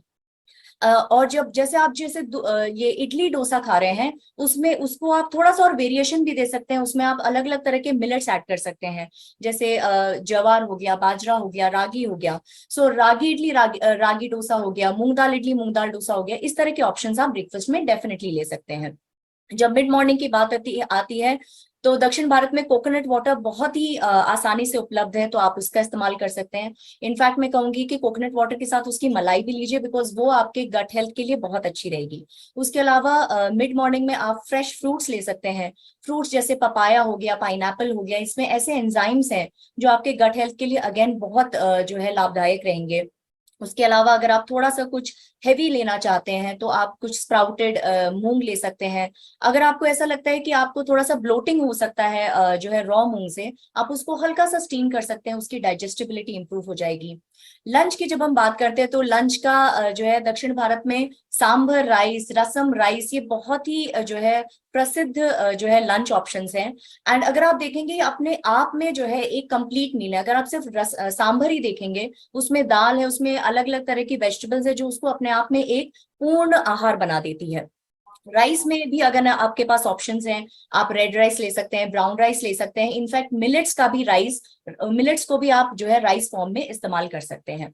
मिड इवनिंग की स्नैक की बात आती है, इस टाइम पे आप नट्स ले सकते हैं, सीड्स ले सकते हैं। जब भी आप नट्स एंड सीड्स लें उसको डेफिनेटली सोक फॉर्म में ले, बिकॉज उससे जो है उसकी जो न्यूट्रिएंट वैल्यू है वो इंप्रूव हो जाती है और उसके जो न्यूट्रिएंट्स है वो प्रॉपरली एब्जॉर्ब हो पाते हैं बॉडी में। तो कोशिश करें उसको सोक फॉर्म में लें। उसके अलावा जैसे ध्वनि ने बोला कि अभी कॉर्न का सीजन है, वो आप जो है साउदर्न इंडिया में, दक्षिण भारत में जनरली उसको बॉइल्ड फॉर्म में लिया जाता है, तो वो आप ले सकते हैं। ब्लैक चने का सैलेड ले सकते हैं। डिनर की जब बात आती है यहाँ पे, तो जनरली जो है चपाती उतना ज्यादा फेमस ऑप्शन नहीं है, बट अब धीरे धीरे लोग चपाती लेने लगे हैं। उसके अलावा ब्रेकफास्ट के ऑप्शंस भी इस्तेमाल करते हैं, जैसे मूंग दाल डोसा हो गया, रागी डोसा हो गया, मिलेट्स डोसा हो गया, उसको डिफरेंट चटनीज के साथ लेते हैं। अब चटनी की जब बात आती है तो थोड़ा सा यहाँ पे आपको अपना हाथ रोकना पड़ेगा, अपने टेस्ट बड्स को थोड़ा सा कंट्रोल करना पड़ेगा, बिकॉज कोकोनट चटनी, पीनट चटनी का इस्तेमाल ज्यादा होता है। बट अगेन आपको ये भी ध्यान रखना है कि वो थोड़ा सा सैचुरेटेड फैट की तरफ जाता है, तो थोड़ा सा कंट्रोल करके लें। इस फेज में, इस 10 दिन के फेज में आप क्योंकि दूध और दूध की बनी हुई चीजें भी नहीं ले पाएंगे, तो अगर आपको दूध से रिलेटेड कोई ऑप्शन चाहिए तो आप कोकोनट मिल्क का इस्तेमाल भी कर सकते हैं, which is a vegan milk. तो आप इसके साथ साथ आपको आगे आगे आने वाले टाइम में आपको और भी ऑप्शंस मिलते रहेंगे। तो अब दक्षिण भारत के साथ साथ जो है सीधे चलते हैं उत्तर भारत की तरफ। नॉर्थ की बात करते हैं। हम सब जानते हैं कि नॉर्थ के खाने के लिए सभी लोग फेमस हैं, कि नॉर्थ के लोगों को बहुत ज्यादा चटपटा खाना पसंद होता है। और बात करें गट रीसेट की, जहाँ पे हम सबको मालूम है कि हमारे पास कुछ रिस्ट्रिक्शंस हैं, कुछ कुछ चीजों को हमें अवॉइड करना है, कोई चीजों को हमें नहीं लेना। तो नॉर्थ की प्लेट की भी वही चीजें रही हैं, जिस तरह से हमें मौसम ने, ध्वनि ने और सपना ने समझाया कि हमारी प्लेट का जो 50% हिस्सा होगा वो हमारा फाइबर का साथ होगा, जो आपके सलाद से, जो आपके जो फल हैं, मौसम के फल हैं, उनसे मिलना है। और आपकी प्लेट को आपको इस तरीके से सजाना है कि आपका आधा हिस्सा प्लेट का आप उसके जो हमारे मौसम के सब्जियां हैं, जिसको हम सलाद के तरीके से ले सकते हैं, उससे भरें। और नहीं तो अगर हम कुछ फल ले रहे हैं तो वो फल भी वही लेने हैं जो इस मौसम के हिसाब से हो। उसके बाद जैसे हमारा 25% प्रोटीन रहेगा जो कि प्लांट बेस्ड है, और उसके बाद हमारा 25% हिस्सा रहेगा जो हमारा कॉम्प्लेक्स कार्ब्स है, जो हमें एनर्जी देने के लिए। तो अगर मैं बात करूं कि किस तरीके से हम अपने इस गट रीसेट के टाइम को एक अच्छे तरीके से अपने नॉर्थ की प्लेट को अगर हम सजा रहे हैं, तो किस तरीके से कि हमें हेल्दी खाना भी मिले, हमारे हेल्थ को भी मेंटेन करे, हमें सारे न्यूट्रिएंट्स भी मिले, पर हमें जो एक स्वाद चाहिए, एक अपने पेट में जो खाना खाने के साथ साथ एक वो खुशी चाहिए, वो भी मिलती रहे। तो अगर मैं ब्रेकफास्ट की बात करूं तो ब्रेकफास्ट के पास हमारे पास बहुत सारे ऑप्शंस रहते हैं, जैसे कि आप पोहा खा सकते हैं, उसमें अच्छी तरीके से सब्जियां डाल सकते हैं, तो उसमें आपको अच्छा सैलेड जो मैं बात कर रही हूँ फाइबर की, वो मिल जाएगा। आप उसमें हेल्दी फैट्स के लिए, थोड़ा प्रोटीन बढ़ाने के लिए आप उसमें पीनट्स डाल सकते हैं। साथ ही साथ पोहा के साथ हम वर्मिसेली जो हमारे जवे होते हैं उसे ले सकते हैं, सेम उसी की तरीके से कि थोड़ा उसमें सब्जियां डाली, उसमें थोड़े से हम अपने पीनट्स डाल देंगे। उसके बाद हम बेसन का चीला हो गया, मूंग दाल का चीला हो गया, जो हम लोग खाते हैं। हम डेफिनेटली हम बात करें नॉर्थ की, और अगर पराठे की बात ना हो तो ऐसा हो नहीं सकता, तो पराठा डेफिनेटली हम कोई भी जो सब्जी का पराठा, आलू का पराठा, या अगर मैं बात करूँ गोभी का कोई ले रहे हैं, ले सकते हैं, पर उसमें हम घी वो उतना नहीं डालेंगे जितना हम सबको पसंद है। बिल्कुल लेस ऑयल में, बिल्कुल कम से कम मात्रा लेंगे ऑयल की, और उसको उसके साथ बनाएंगे। और जिन लोगों को बहुत आदत भी होती है कि हम सुबह रोटी सब्जी खाएं, बिल्कुल खा सकते हैं। आप लीजिए अपना एक मल्टीग्रेन रोटी ले सकते हैं, क्योंकि उसके साथ जो भी आपके मौसम की सब्जी है, चाहे वो भिंडी हो, आलू हो, लौकी हो, तोरी हो, आप ले सकते हैं उसके साथ। बात करें कि जो एक ब्रेकफास्ट के बाद हमने अपना नाश्ता कर लिया, उसके बाद जो एक दिन में भूख लगती है बीच में, कि उस समय क्या खा सकते हैं, उस समय हम लोग अभी तक सुनते आ रहे हैं मक्के के बारे में। तो मक्के तो बहुत ही अच्छी चीज है, उबाल के उसमें प्याज टमाटर बहुत सी चीजें डाल के, थोड़ा सा नींबू डाल के चटपटा बना के उसे खाइए, और एक अच्छा चाट बन जाएगा। साथ ही साथ आप कोई भी मौसम का फल ले सकते हैं, सेब हो गया, पपीता, केला, और आजकल तो जामुन आ रहे हैं, कीवी आ रहा है। हम तरह तरह के हमारे पास ऑप्शन है कि हम कुछ भी फ्रूट ले सकते हैं अपना पेट भरने के लिए। और उसके साथ में बात करूं, जैसे भुने हुए चने हैं, अगर बहुत ज्यादा भूख नहीं है, थोड़ा सा है, जल्दबाजी में है क्या खाएं, तो भुने हुए चने हमारे हाथ में बहुत आराम से आ जाएंगे और हम खा सकते हैं। बात करें हमारे लंच की, दोपहर के खाने के लिए, हम अगेन अपना उसी तरीके से प्लेट को सजाएंगे जिस तरीके से हम स्क्रीन पे देख पा रहे हैं। आधा हिस्सा भरेंगे अपने सलाद के साथ, जिसमें खीरा, प्याज, टमाटर, चुकंदर, गाजर, प्याज आप लीजिए उसमें। उसके बाद अपना जो भी आपका प्रोटीन का सोर्स रहेगा, आप दाल ले सकते हैं, आप राजमा ले सकते हैं, आप छोले ले सकते हैं, आप सब्जी ले सकते हैं, कोई भी भिंडी ले सकते हैं, तोरी, टिंडा, बैंगन, वो लीजिए। उसके बाद अपनी अगर जो पोर्शन जो हमारा एक 25% का हिस्सा बच रहा है, उसमें आप लीजिए अपने चावल ले सकते हैं, ब्राउन राइस ले सकते हैं, आप उसमें मल्टीग्रेन रोटी ले सकते हैं, जिसमें आप आटे में थोड़ा सा चना डाल दीजिए, थोड़ा सा रागी डाल दीजिए, जो आपको एक कॉम्प्लेक्स कार्ब का जो आपका जरूरत है उसको पूरा करेगा। सबसे इंपॉर्टेंट बात आती है हमारे शाम के नाश्ते की, जिसमें हमें कभी समझ नहीं आता हम क्या खाएं और हम कुछ भी खा लेते हैं। तो उसके लिए भी हमारे पास बहुत सारे ऑप्शंस हैं कि आप ड्राई फ्रूट्स खा सकते हैं, जैसे कि बादाम हो गए, अखरोट हो गए, किशमिश हो गए, अंजीर हो गई। हमारे पास सीड्स होते हैं मिक्स, जिस तरीके से आपके पास फ्लैक्स सीड्स है, आपके पास सीताफल के पंपकिन सीड्स हो गए, आप सनफ्लावर सीड्स ले सकते हैं। इन सबको मिक्स करके आप खा सकते हैं। फिर से हमारे पास हमारे मौसम के फलों की तो कमी बिल्कुल नहीं रहेगी, हम जब चाहें उन्हें कभी भी अपने डाइट में ले सकते हैं, जब भी हमें भूख लगे। और ज्यादा भूख लग रही है तो डेफिनेटली सबसे बड़ी चीज है, जिससे प्रोटीन भी मिल रहा है, जिसमें हम थोड़ी सब्जियां डाल के उसमें फाइबर भी बढ़ा सकते हैं, जो कि है हमारा स्प्राउट, मूंग का स्प्राउट हो गया, चने का स्प्राउट हो गया। आप चाहे तो जो सफेद काबुली चने होते हैं उनके साथ भी आप अपने चाट बना सकते हैं। डिनर हमारे पास, हम चाह रहे हैं अच्छे से खाएं, डिनर की रात को सोना है, अच्छे से पेट भरा होना चाहिए, तो दाल चावल जिससे हम सबको बहुत आराम मिलता है खाने में, डेफिनेटली आप लीजिए अपना दाल चावल, मूंग की दाल, चने की दाल।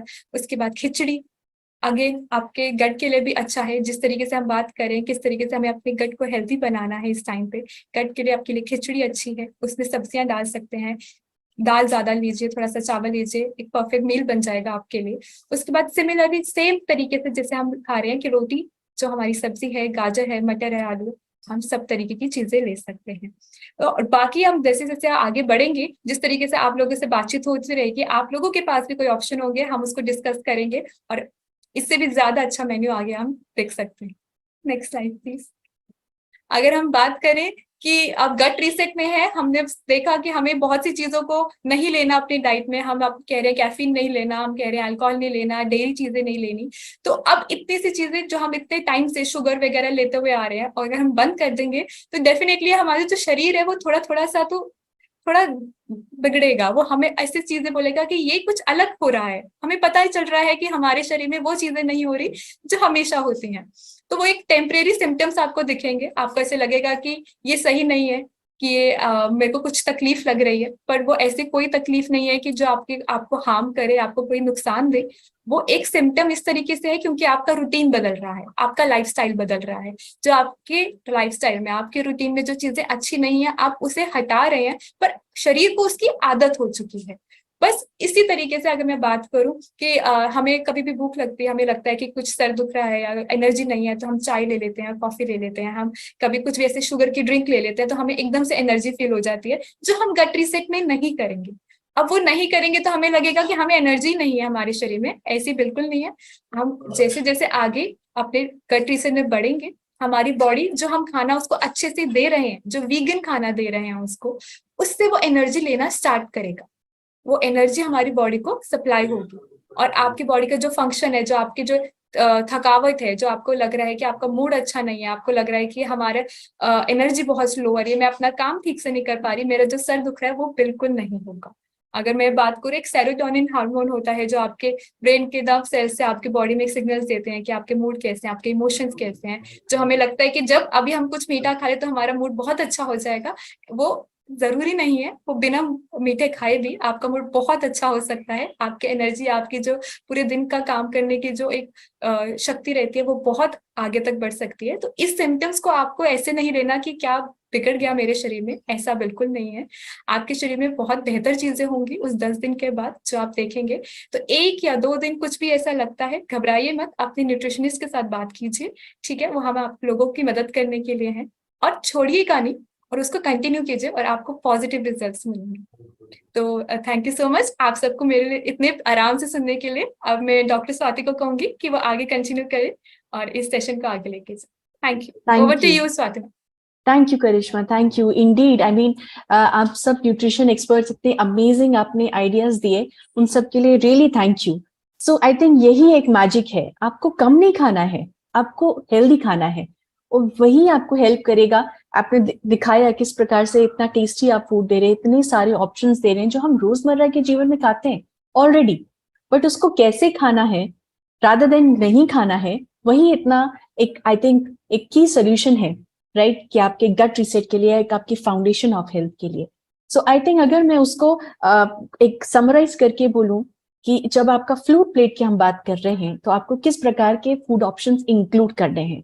मोर ऑफ कॉम्प्लेक्स कार्ब्स, मतलब आपके अलग अलग प्रकार के होल ग्रेन्स हो गए, यानी जिनको आप साबुत अनाज बोलते हैं, या आपके जो मिलेट्स हो गए, जो भी आपके रीजन में अवेलेबल हैं, जो भी मौसम के अकॉर्डिंग अवेलेबल है, आप उनको लीजिए। जरूरी नहीं है कि हम यहाँ पर कोई एक्सक्लूसिव या कोई एग्जॉटिक फ्रूट्स या ग्रेन्स पे जाएं। जो हमारे रोजमर्रा के किचन शेल्फ्स पे भी हैं, या जो हमारे ग्रैंडमा किचन में मिलते थे, वो अनाज, वो कॉम्प्लेक्स कार्ब्स भी हेल्प कर सकते हैं। उसी प्रकार से अलग अलग प्रकार के प्रोटीन सोर्सेज, आपके अलग अलग प्रकार की दालें हो गई, नट्स एंड सीड्स हो गए, आपको वो करना है। बट हाँ, किस प्रकार से लेना है, रोस्ट करना है सीड को, फर्मेंट करना है, स्प्राउट करना है पल्सेस को, वो सब आप गाइड करने को तैयार हैं। देन अलग अलग प्रकार की सीजनल फ्रूट्स एंड वेजिटेबल्स, तो ये है जो आपके एक हेल्दी प्लेट बनाएगा। क्या नहीं इंक्लूड करना है या रिमूव करना है, मोस्ट इंपॉर्टेंट रिफाइंड कार्ब्स। ये कुछ एग्जाम्पल हैं, right, but not limited to. इसके अलावा भी होंगे, जैसे व्हाइट ब्रेड हो गया, राइस हो गया, पास्ता, पेस्ट्रीज एंड केक्स हो गया, अलग अलग प्रकार की कैंडीज हो गई, स्नैक्स हो गए, प्रोसेस्ड स्नैक्स, फ्रोजन स्नैक्स, उनको हमें अवॉइड करना है। रिमूव करना है सैचुरेटेड कार्ब्स के, जैसे सॉलिड फैट्स हो गए, आपका बटर, आपका मार्जरीन, कोकोनट ऑयल। मॉडरेशन भी एक की है, हमें रिमूव करना है। कहीं उन घरों में जहां पर ये यूज होता है, वहां मॉडरेशन इज द की। आपको पूरा उस पर रिलाई नहीं करना है, लेकिन आप धीरे धीरे उसको मॉडरेशन में ले सकते हैं। उसके अलावा होल फैट डेयरी प्रोडक्ट्स आपको कंप्लीटली हटाने हैं। Fried food, fast food, chips, snacks वगैरह, घर में बनने वाले पकौड़ाज, नमकीन, कुछ टाइम के लिए आपको कंप्लीटली अपने प्लेट से रिमूव करना है। इसके साथ ही साथ जहां पर आपको न्यूट्रिशन एक्सपर्ट गाइड करेंगी कि आपको कैसे हर दिन अपने डाइट में क्या क्या इंक्लूड करना है, साथ ही साथ में क्यों करना है जो हम बात कर रहे थे साइंस की, वो भी हर दिन आप इन सेशंस के थ्रू देखेंगे। तो मॉर्निंग जो होगा वो हमारे नॉलेज शेयरिंग सेशंस होगा फॉर 10 डेज। 10 डेज का गट रीसेट फेज के अकॉर्डिंग 10 दिन, डे 1 से डे 10 तक अलग अलग प्रकार के, चाहे वो हम खाने की बात करें, चाहे हम एक्सरसाइज की बात करें, चाहे हम बात करें कि किस प्रकार से स्ट्रेस, किस प्रकार से रेनबो कलर्स जो हमारे फ्रूट्स वेजिटेबल्स में है वो हमारी गट हेल्थ को ठीक कर सकते हैं, किस प्रकार की एक्सरसाइजेस और आसनास हैं जो हमारी गट हेल्थ को इंटैक्ट रख सकते हैं, और कौन सी लेटेस्ट रिसर्च है। बिकॉज जब आप इस प्रोग्राम में, इस प्लेटफॉर्म पे हैं, आपके लिए जानना जरूरी है कि लेटेस्ट क्या हो रहा है, कौन सी लेटेस्ट साइंस है, डेवलपमेंट है जो हो रहे हैं, राइट। तो ये सारे कंसेप्ट्स को हम शॉर्ट, क्रिस्प और एविडेंस बेस्ड फॉर्म में पढ़ेंगे इन 10 दिनों के अंदर।